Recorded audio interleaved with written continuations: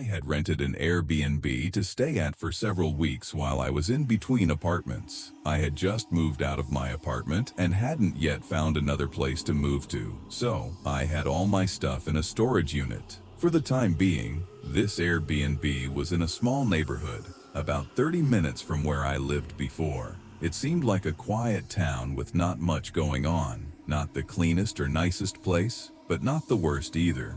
On one of my first few nights staying there, I happened to glance out the front window and saw a couple of guys standing outside of the house. They were on the sidewalk, but pretty clearly looking up at the house I was in. As soon as they saw me, they looked away and left the area, which just made it a little more odd than it should have been. But I didn't think it was anything worth looking into. I just closed the blinds and continued on with my night. Nothing worth mentioning happened for the rest of the night or in the morning, though on that following day in the afternoon, I headed out to my car real quick and noticed a guy down the road. He was standing by the curb, just one house over, and when we made eye contact, he had this weird stare, like he knew me or something. It gave me the creeps, so I just looked away and walked back inside. I thought if it could have been one of the men that I saw outside the house last night, but I really had no way to know. When I saw those guys, it was too dark to get any good look at them, and I'm not sure why that would warrant such a weird stare from this guy anyway. I got up around 8 o'clock, heading back downstairs to the kitchen to make something quick for dinner, and at 9 o'clock, just before bed, I tied up the trash bag and took it out to the bins on the side of the house. While I was out there, I noticed a small stone path leading to the backyard. I followed it through the fence gate. The backyard was fenced in by this very old, weathered wooden fence, and from the inside of the house, it looked small.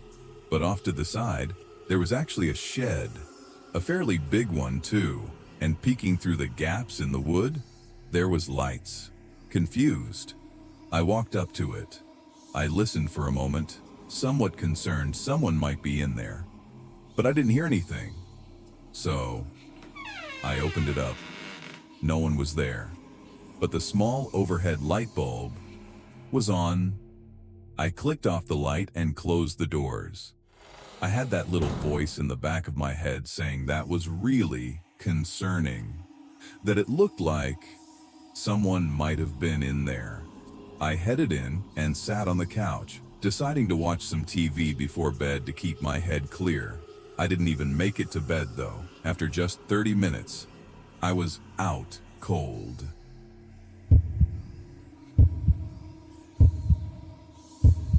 Hours later, I woke up to a thump. My eyes opened quickly, and I heard it again.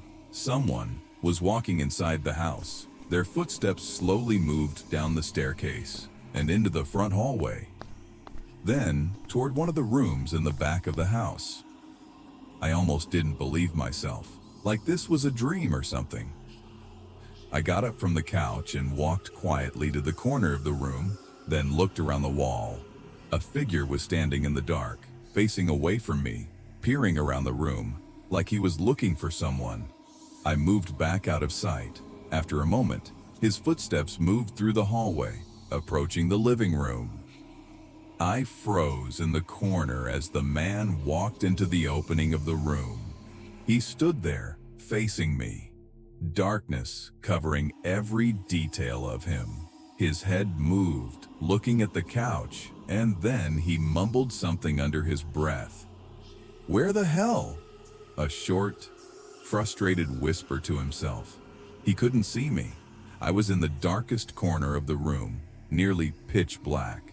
But I knew if he walked any further in, he'd surely notice. But he didn't. He just peered in and walked away. His footsteps went to the back door, and he left.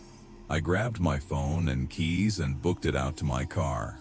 I'm extremely convinced that that man inside the house was the owner. But even more disturbing is that he was looking for me. When I woke up, I heard his footsteps coming down the staircase. So he had entered the home and walked directly upstairs to the bedroom. And only then did he come back down to search the other rooms. Luckily, he checked the living room last. When he whispered, "Where the hell?" it was because he couldn't find me, despite knowing I had to be inside somewhere. Had I not fallen asleep on the couch, I probably would have gone missing and not been seen again after that night.